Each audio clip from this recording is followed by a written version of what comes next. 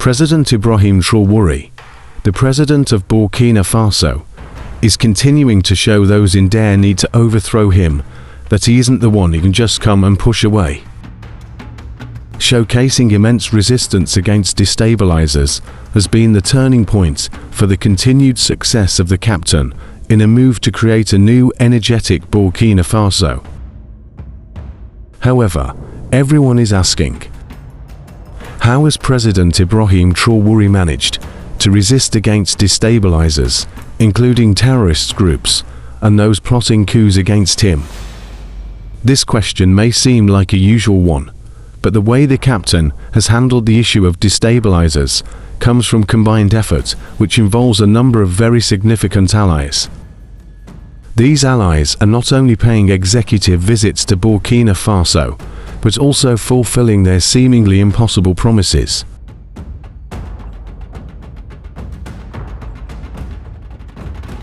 Russia's growing influence in the Sahel region of West Africa is reducing the West's influence, in which they had been long enjoying their geopolitical gains. Despite Russia's military struggles in Ukraine, Moscow has not cut back its ambitions in the Sahel. Due to growing anti-European sentiment and long-standing failures of international and local actors to address the root causes of regional instability, Russia shows willingness to combat all these problems.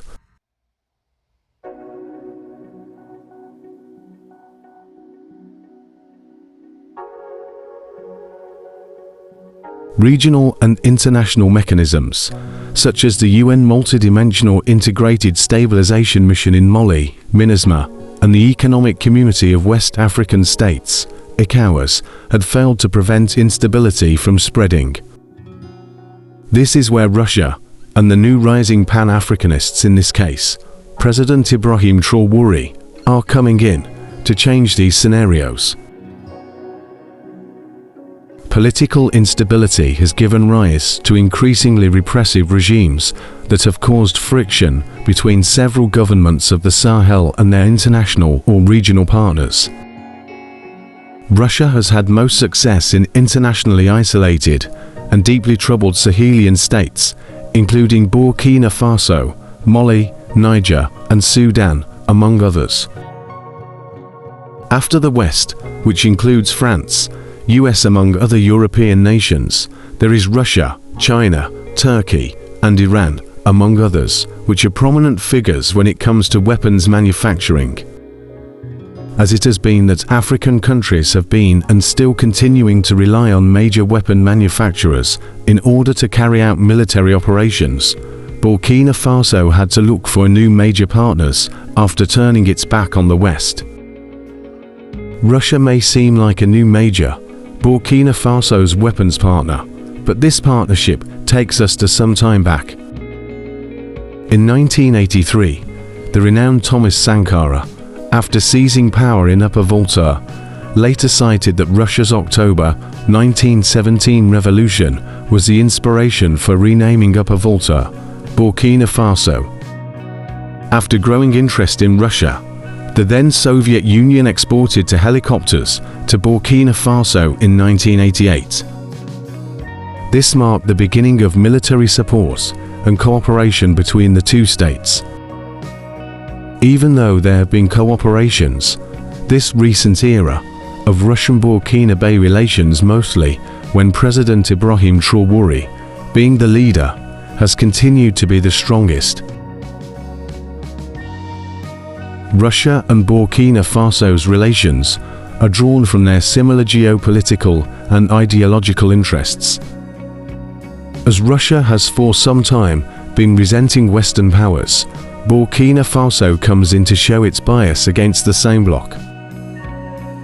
Burkina Faso's resentment of the West acts as a catalyst between the strongly growing partnerships between it and Russia plus other nations, which are known to be also resenting Western powers.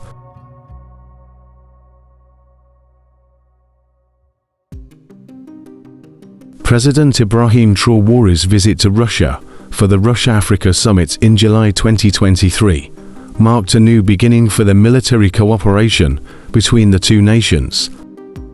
Russian ministers have been to Burkina Faso to pay a visit to President Ibrahim Traore and also ensure that Moscow's military equipment and personnel promises are fulfilled.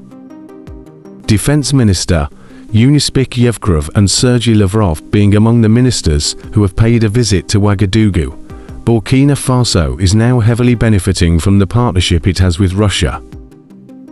With discussions that have been ongoing between President Ibrahim Traore and Russian delegates, Burkina Faso military has benefited from the arrival of Russian soldiers and trainers who have managed to improve the skills of Burkina Faso military personnel. Russia now holds an influential role as a major arms supplier to Burkina Faso in an immense fight against insurgency, among other destabilizers.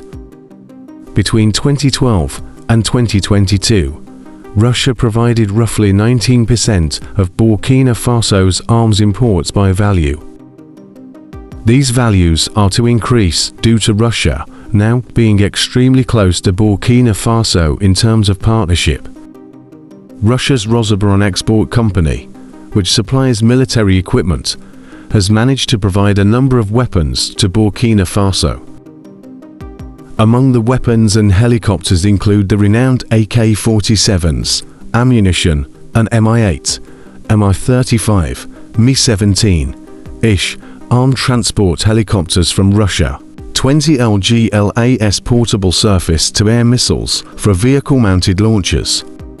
However, President Ibrahim Traore has not only cooperated with Russia. Coupled with military cooperation with Turkey, Iran and certain countries which are willing to sell their ammunition, the captain has reaped big.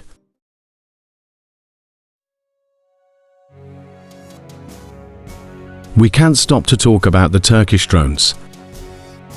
Continuing to beautify the work of fighting terrorism, the Akinci drones are part of a larger haul which includes Bayraktar TB2s, well as an assorted guided and unguided munitions.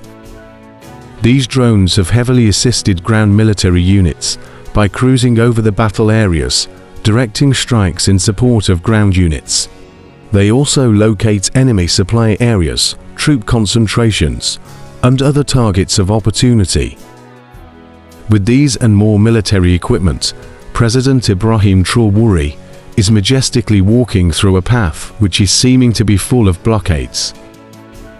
Working together with Russian soldiers in a move to combat terrorism may seem new to African countries, but the leaders feel as long as they are getting what they need from them, there isn't any problem welcoming them.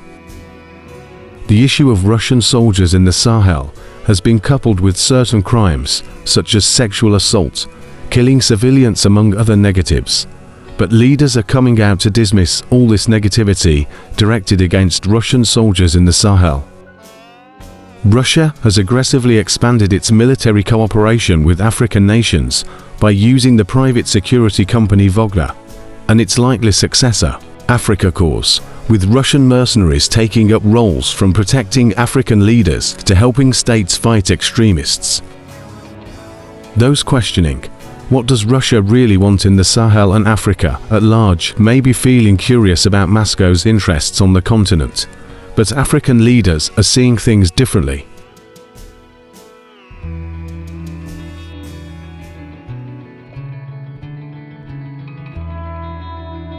Others will ask, is Russia seeking political support, or at least neutrality, from many of Africa's 54 countries over its invasion of Ukraine, as African nations make up the largest voting bloc at the United Nations and have been more divided than any other group on General Assembly resolutions criticizing Russia's actions in Ukraine. Indeed, Russia offers security assistance without interfering in politics, making it an appealing partner in places like Mali, Niger and Burkina Faso. But others may also ask, is Russia in need of access to various minerals in the Sahel? If this question is directed towards leaders like President Ibrahim Traore, the answer may be, who cares? As long as there is mutual benefit, there isn't any problem. Russia, among other new allies with Burkina Faso, have a great element of mutual benefit, including supply of the necessary arms and military equipment to their partners. This is what these leaders, like President Ibrahim Traore, want in order to execute a number of military operations. The Russia-Ukraine war may seem disrupting the cooperation between Russia and Burkina Faso. What Russia has done so far for this West African country is marked great by President Ibrahim Traore.